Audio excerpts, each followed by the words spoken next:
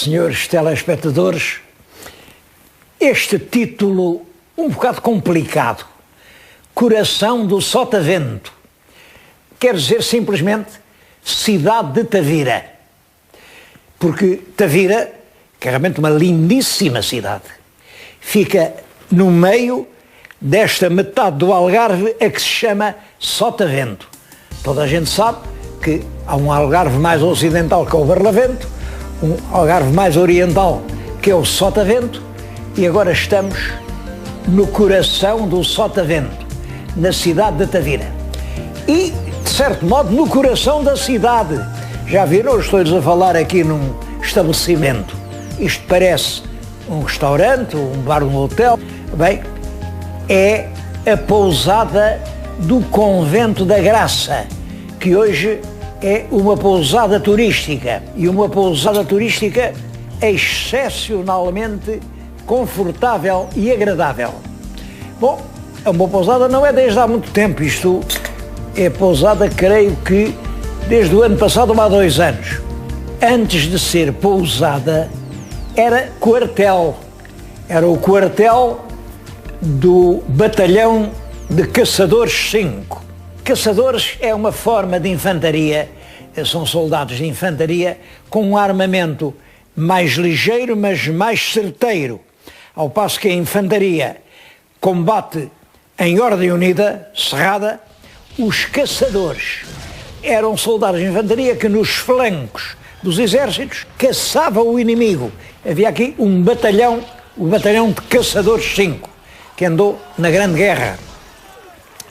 E foi batalhão desde o liberalismo, porque antes de ser quartel de Caçadores 5, era um convento, era o convento da Senhora da Graça, de frades da Ordem de Santo Agostinho, e um convento bonito, como vão ver.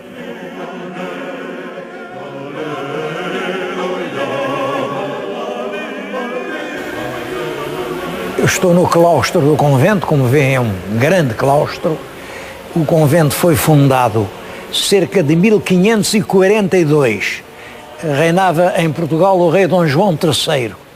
E o convento teve muita importância porque um bispo do Algarve, um bispo muito importante, Dom Jerónimo Osório, fez aqui uma escola superior de teologia. Portanto, isto foi uma espécie de primeira universidade algarvia. Claro, apenas para o clero, para a formação do clero, mas teve um papel muito importante. Claro, quando fizeram aqui o convento, já havia aqui qualquer coisa. O quê? Uma judiaria. Havia aqui uma judiaria, casas de judeus, e foi exatamente para acabar com a judiaria que os frades agostinhos vieram de Vila Viçosa e resolveram fazer aqui este grande convento. E antes da judiaria, havia aqui areia, um areal, com cabanas de pescadores. Mas esse areal estava a cobrir uma velhíssima povoação. Olhem, agora quando andaram a fazer as obras da pousada, encontraram-se os restos dessa povoação. Vamos vê-las.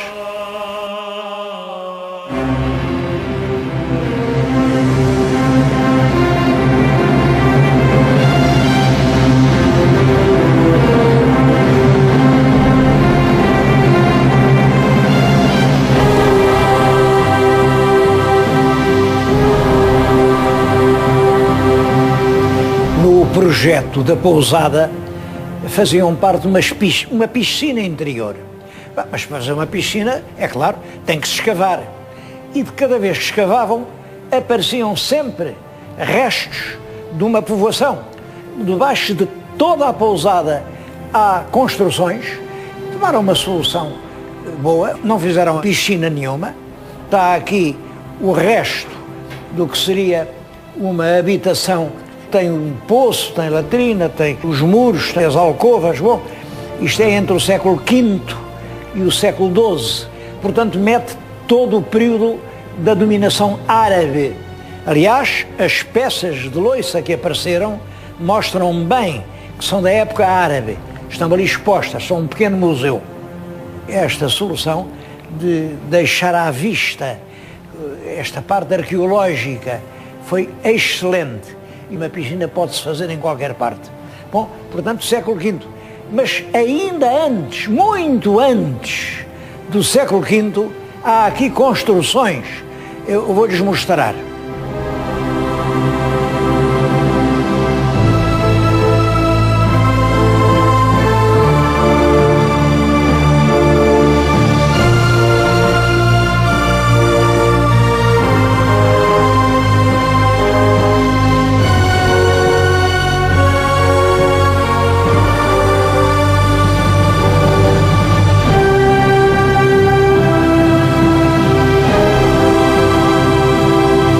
Aquelas paredes em ângulo reto, aquilo é da época fenícia, portanto, século VIII a.C.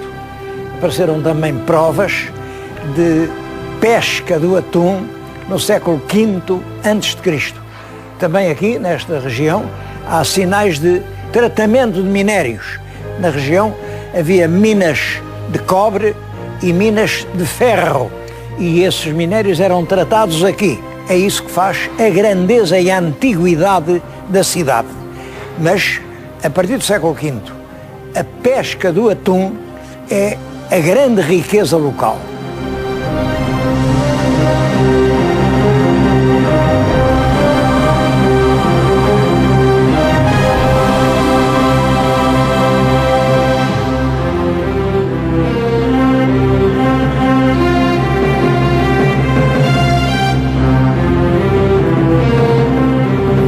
Desse passado com tantos milhares de anos, chegaram até hoje algumas ruínas impressionantes e também algumas lendas.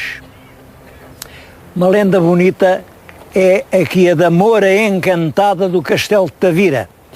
Diz que quando os cristãos conquistaram isto, foi no ano de 1242, o régulo da cidade, que era um Aben Fabila, fugiu, desapareceu, não se sabe para onde foi, mas ele tinha uma filha muito bonita. E como não tinha tempo de a levar com ele, olhem, encantou-a, deixou-a encantada aqui numa das torres do castelo. E encantou-a para depois vir mais tarde e com palavras mágicas que só ele sabia, desencantá-la e levá-la outra vez para a terra dela. Só que o Aben Fabila nunca mais pôde voltar a Tavira e a Moura continua encantada aqui. Não sei se é esta torre, se é outra, mas o que sei é que nas noites do São João, à meia-noite, já há quem tenha visto aparecer uma moira lindíssima à espera que a desencantem. Mas nunca ninguém lá foi desencantá-la. A moura aparece por instantes, desaparece outra vez e nem sequer aqui o turismo de Tavira ainda desencantou essa moura. Eu acho que essa moura desencantada pelo turismo podia encantar muita gente. Se nós a desencantássemos, encantaríamos muitos turistas. Bom, mas há coisas mais sérias para dizer aqui.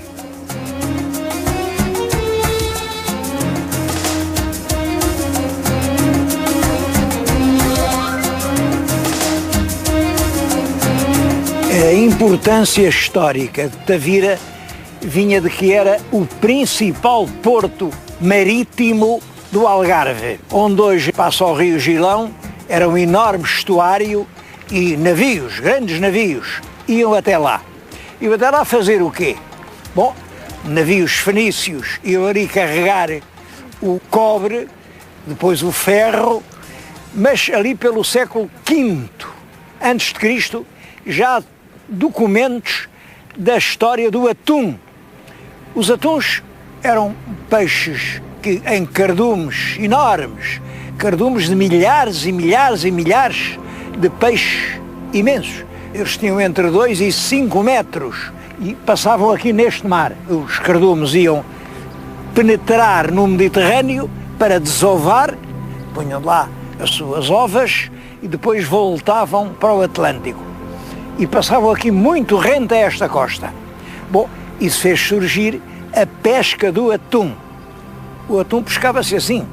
Punham no fundo do mar uma rede, para ir ao fundo a rede era agarrada a âncoras. Eu estou a falar num dos últimos vestígios dessa história, que é aquilo a que chamam o cemitério das âncoras. Não é cemitério nenhum, é que quando acabou a pesca tinham que pôr as âncoras em qualquer parte e puseram aqui um montão de âncoras.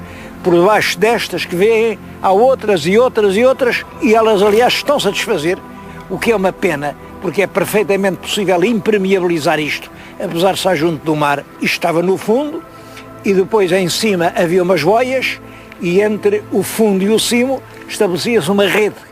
Isso durante quilómetros.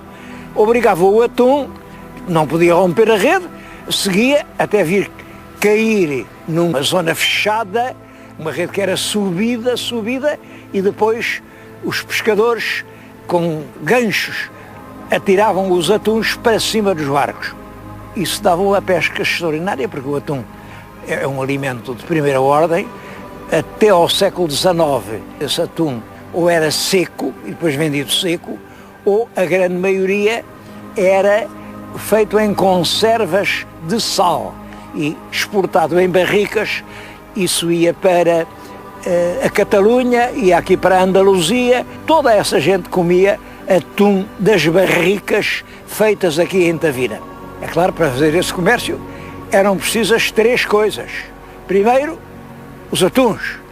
E a região mais rica de atum de todo o mundo era aqui, o largo desta praia que estão a ver. Depois, era preciso o sal. Há aqui muito próximo salinas enormes, de onde se tira todo o sal que seja preciso. Por fim, mercadores, negociantes que organizassem o negócio, os locais de exportação, o pagamento. Bom, e daí ter-se estabelecido desde longa data aqui uma colónia de judeus. Judeus, já lhes disse que aquele local onde comecei o programa, antes de ser pousada era quartel, antes de ser quartel era convento, mas antes de ser convento era a judiaria. Viam ali os judeus que organizavam o comércio e que transformavam o atum do Algarve numa das maiores riquezas e que fez progredir esta cidade. Bom, depois, já no nosso tempo, o atum começou a ser cada vez menos e agora não há nenhum pescador que vá ao mar encontra um atum. Porquê é que o atum desapareceu? Bom, cada um diz a sua coisa. Há quem diga que foram as próprias correntes, o sistema das correntes atlânticas levou a escolher outro caminho.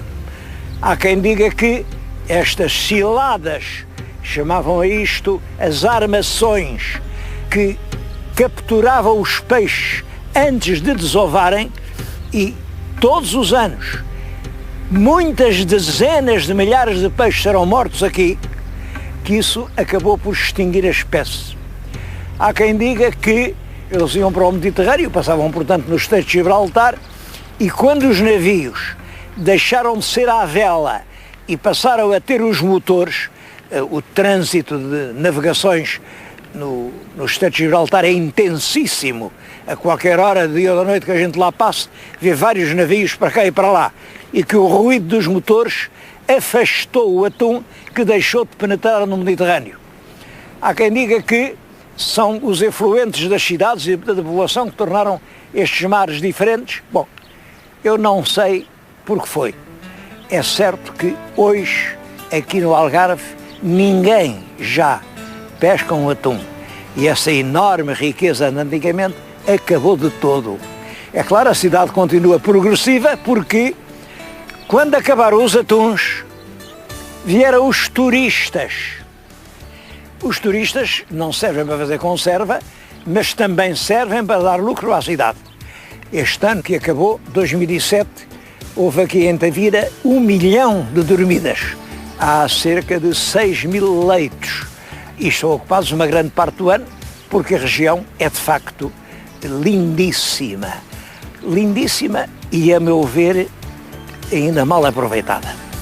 A gente, para chegar aqui a esta praia, que é uma maravilha, veio num comboio.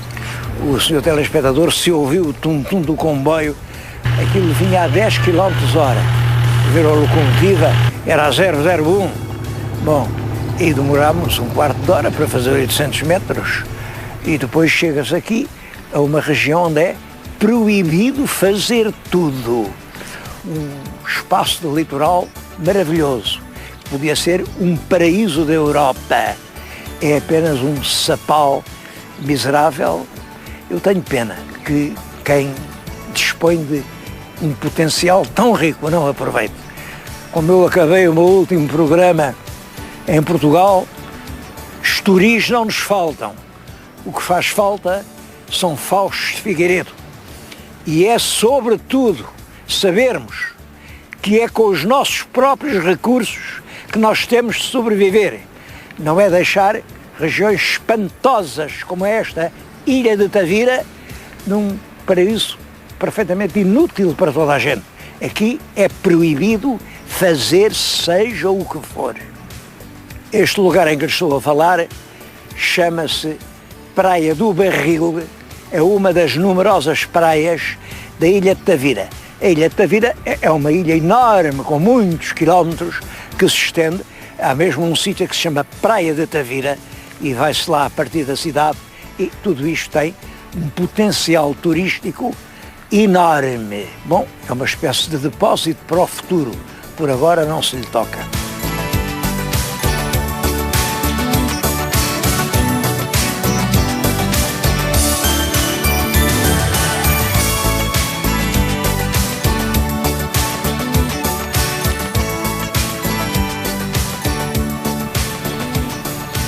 Aí pelos fins do século XIX, a conserva do atum deixou de se fazer no sal e passou a praticar-se em latas com vácuo e em azeite. A região era muito rica de azeite. Estou-lhes a falar agora diante de um dos monumentos aqui de Tavira. Estou aqui no aldeamento turístico das Pedras de El Rei, que tem esta oliveira. Os especialistas já a dataram. Esta oliveira tem cerca de 2000 anos. Portanto, é uma oliveira trazida pelos romanos. Os romanos cultivaram muito a oliveira. A oliveira era uma árvore muito importante na cultura mediterrânica, tanto pelo alimento que dava diretamente, comendo as azeitonas, como pelo óleo que proporcionava, e principalmente por uma razão. É porque era com a oliveira que se iluminava a noite. As luzes romanas eram aquelas pequenas lucernas, pequenas, as que eram pequenas. Chegou a aparecer uma lucerna em Itália, em Herculano, uma lucerna com 14 bicos. As portuguesas que eu conheço são todas num bico. Era cheia de azeite e era o azeite que iluminava a noite. Isso fazia do azeite um produto quase sagrado. A mitologia grega situava o azeite nas origens da civilização. A deusa Atena deu a escolher aos habitantes de Atenas o que é que eles queriam, o que eles preferiam. Ou a oliveira que dá a azeitona, que ilumina a noite e transforma a noite em dia e permite desbravar novos caminhos, ou o cavalo que deixa vencer as guerras, o cavalo que era representado por Neptuno, aonde aparece um cavalo a galope. E os atenienses, inteligentemente, acharam que a oliveira era mais importante que o cavalo. Como sabem, a oliveira é hoje o símbolo da paz e todos nós esperamos a hora em que o ramo da oliveira possa coroar a testa de todo o mundo. Estou-lhes a mostrar aquilo que eu conheço, que eu considero a mais antiga oliveira que é em Portugal. Mas aqui nesta região eu passei pelos caminhos e há centenas delas, milenárias. Também me aconteceu, quando vinha para cá, ver um caminhão que levava oliveiras arrancadas que iam não sei para onde.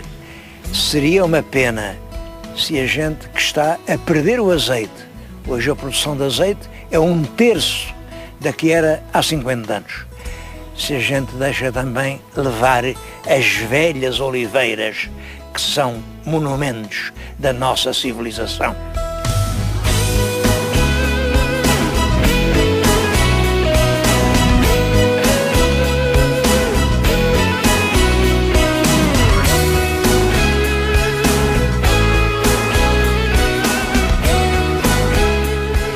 Até há 50 anos, com os cardumes dos atuns, de então para cá, com as excursões dos turistas, Tavira tem conseguido ser uma cidade de excepcional atração, uma paisagem muito bonita e uma cidade que se conserva harmoniosa, sem disparates, com uma administração que é um exemplo.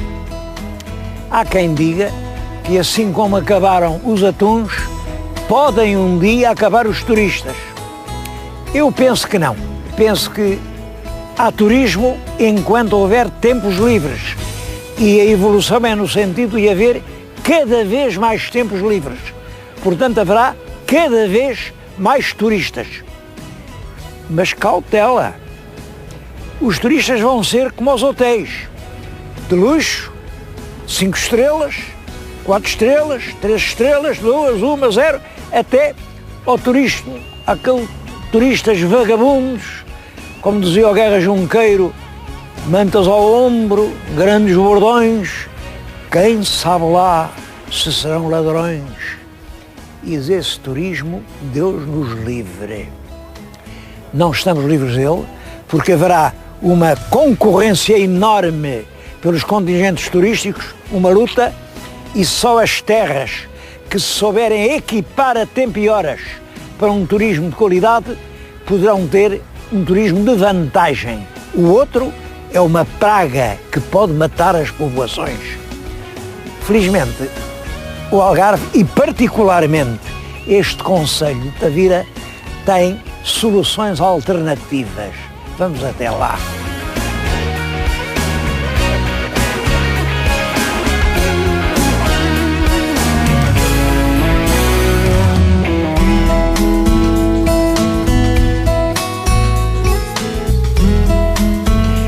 Nestes mais de 600 quilómetros do concelho de Tavira, a maior parte ainda são montes assim, lugares onde se casa este aroma do tojo, da maresia, do rosmaninho, aonde se misturam as brisas do mar com os ventos do monte, que são verdadeiros paraísos, paraísos intocáveis, paraísos extra virgens. Julgo que é aqui que está o Algarve do futuro. Por agora, as urbanizações têm feitas de uma maneira avulsa ao acaso, uma casa ali, outra acolá. Quando é que surgirá, por fim, um plano geral do turismo português?